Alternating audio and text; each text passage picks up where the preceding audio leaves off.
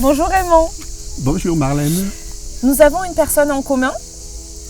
Elle a vécu le crabe, un cancer du sein, il y a quelques années, un peu avant moi. Elle venait d'être maman et elle n'avait pas 30 ans. Elle l'a affronté avec courage, avec force. Parmi ses ressources, il y avait son entourage, sa famille, vous. Marine, c'est mon amie et c'est votre fille. Raymond, est-ce que vous pouvez nous dire qui vous êtes ? Alors d'abord, je vais laisser passer l'émotion. En même temps, c'est quelque chose qui s'est produit il y a plusieurs années, puis c'est toujours un sujet qui remue. Et bien, qui je suis ? Tout simplement un père de famille comme un autre. J'ai eu de la chance d'avoir construit une famille soudée. C'est quelque chose qui me tenait à cœur au travers le parcours de vie que j'ai pu avoir. Donc pour en dire plus, le jeu de questions-réponses, ça m'aurait arrangé parce que c'est un sujet qui est très vaste.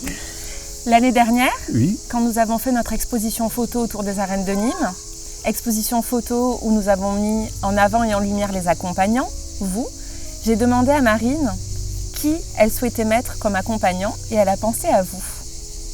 Pour vous, c'est quoi, Raymond, être un accompagnant ? C'est, comment dire, il lui fallait quelqu'un pour la soutenir de toute manière. Le terme accompagnant, c'est arrivé après à travers l'association que tu as créée, mais je me voyais plutôt comme quelqu'un qui, qui serait susceptible de lui donner de la force. Un peu comme un coach, on va dire. Parce que, évidemment, quand on est amené à traverser cette épreuve, en tant que père, j'ai souvent souhaité à combattre cette maladie à sa place.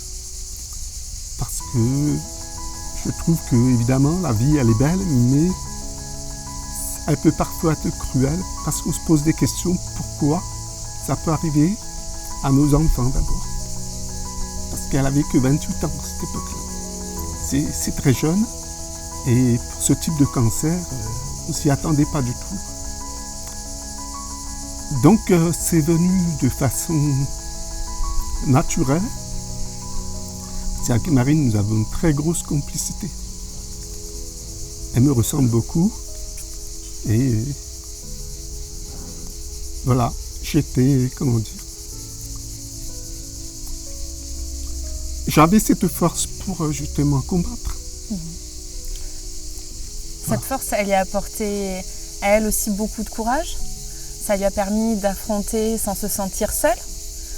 Vous avez conscience de l'importance du rôle que vous avez joué pendant ce parcours ?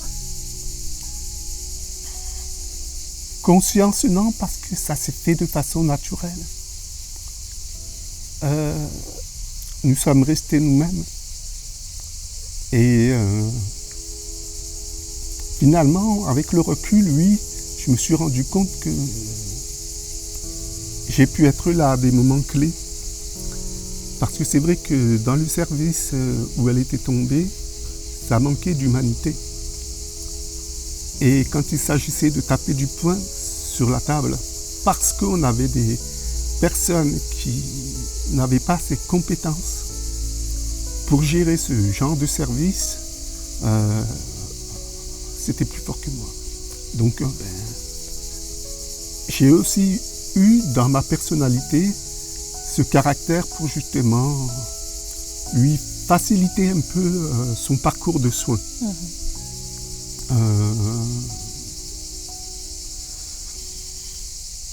Ça s'est fait de façon naturelle.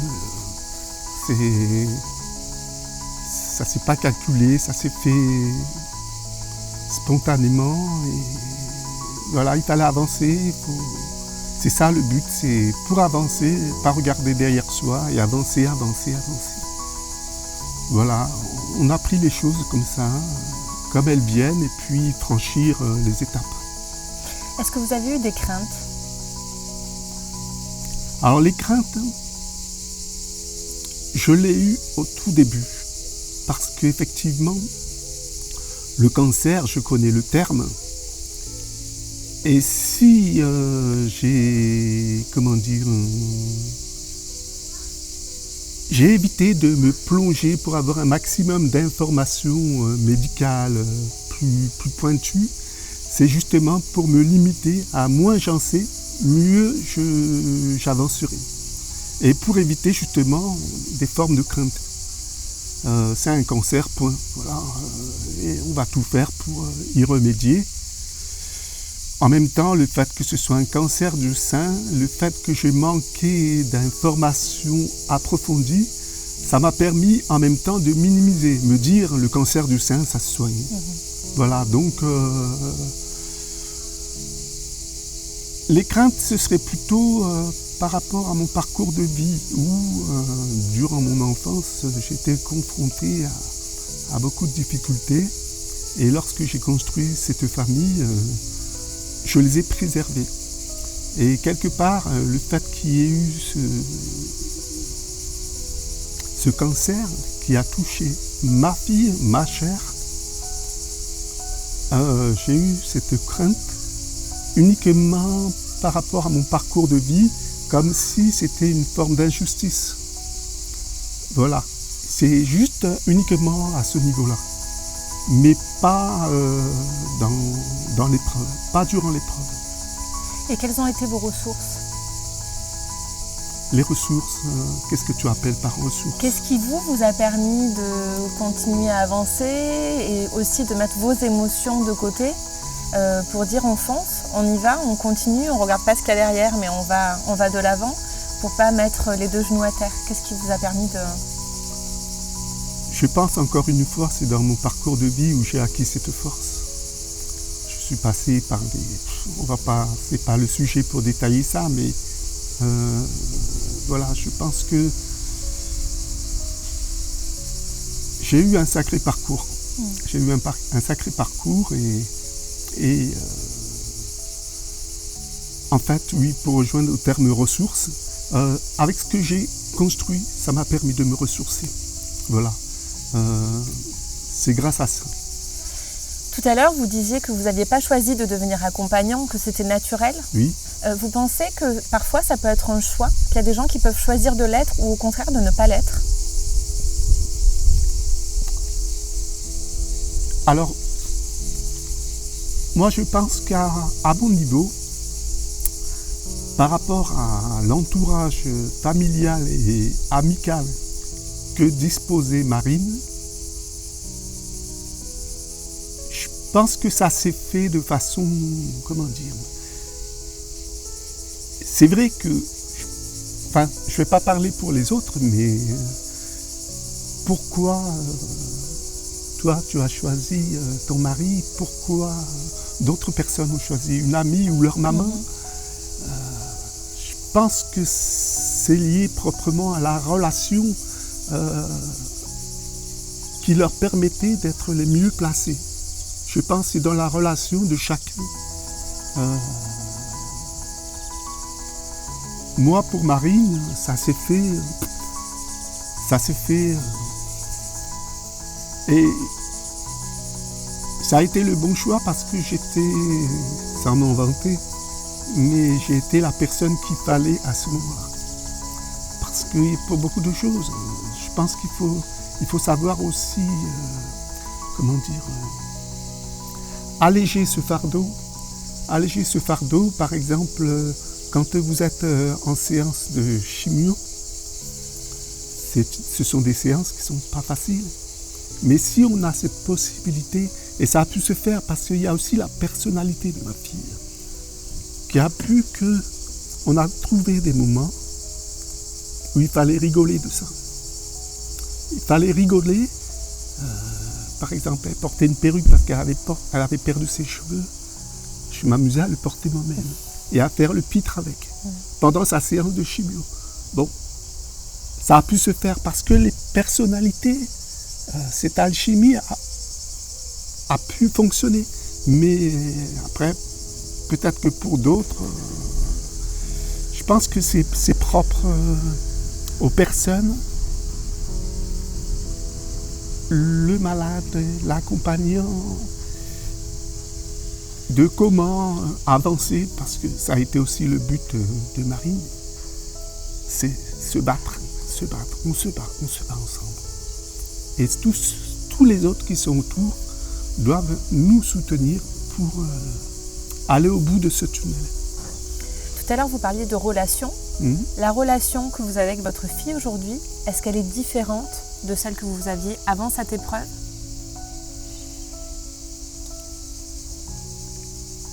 Je ne pense pas. Je pense que c'est une relation qui, depuis sa naissance, s'est installée. Elle était déjà forte dès le départ. Alors, je ne pense pas que cette épreuve a renforcé la relation. Elle a toujours été si forte, si fusionnelle, si solide.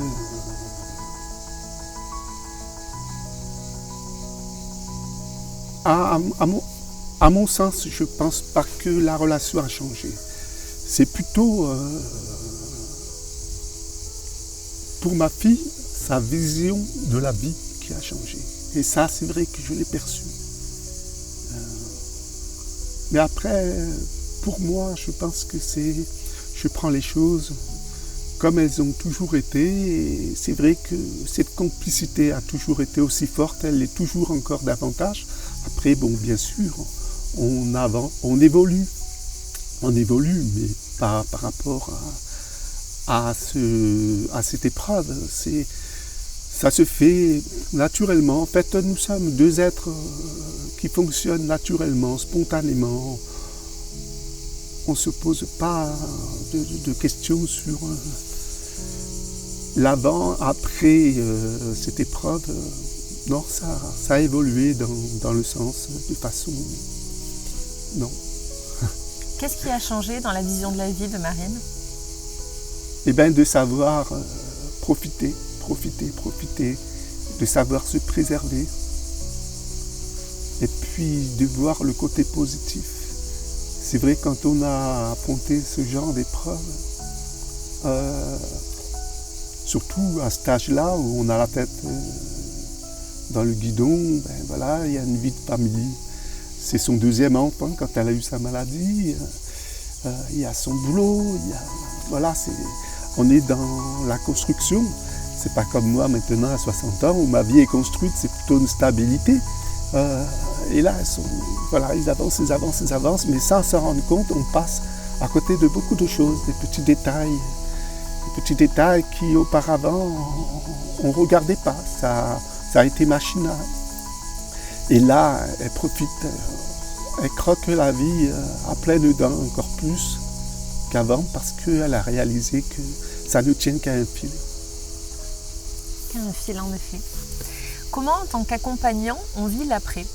La période où Marine vous a dit « c'est bon papa, les opérations c'est fini, les chimios c'est fini, les radios, les traitements, tout est derrière moi et je revois les médecins dans 6 mois, 1 an ». Comment, en tant qu'accompagnant, on sort de ce rythme fou, de ce rythme effréné et de cette période-là? Déjà, le fait d'arriver au bout du tunnel, c'est un gros soulagement. Un très gros soulagement parce que c'est long quand même. C'est long. Après, c'est vrai, il y a un terme, quand il nous arrive de parler des périodes d'examen, tous les 6 mois, 1 an, c'est vrai, j'aime pas ce terme, mais en même temps, il faut être lucide. C'est, pour reprendre l'expression de l'épée de Damoclès, on est conscient, on ne peut pas occulter ça. Mais je fais confiance à la science qui actuellement a fait beaucoup de progrès. On arrive à mieux dépister, on arrive à mieux soigner. Elle est très bien entourée, elle a trouvé des super médecins spécialistes. On est voilà, on reste serein, il le faut de toute façon, la vie c'est ça, faut avancer, mais voilà, faut surveiller en même temps. Alors, voilà, il faut profiter à fond, quoi, mais gros soulagement d'être sorti de là. Là, par exemple, en ce moment, je retrouve ces beaux cheveux. Là, les cheveux, pour ma fille, c'est très important. Et hier, à la fête de l'école des petits, on en parlait, je m'amusais à les caresser. Oui, c'est un gros soulagement. Raymond, quel serait le mot de la fin pour vous? Le mot de la fin. Pouf, comme ça. Ou les mots de la fin. Qu'est-ce que vous voudriez nous dire encore? Déjà, je vais penser, puisque c'est un podcast, c'est quelque chose de public, c'est d'encourager les personnes qui en sont atteintes et les accompagnants,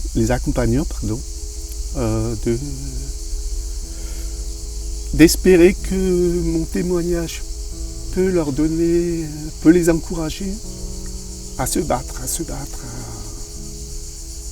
à toujours garder l'espoir que faut s'accrocher, il faut se battre et